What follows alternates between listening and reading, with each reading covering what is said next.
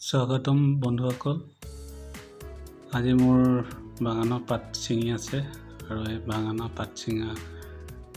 ভিডিঅ'টো আপোনালোকক আগবঢ়াইছোঁ খালি পাত ছিঙি আছে আজি দ্বিতীয় দিনা ছিঙি আছে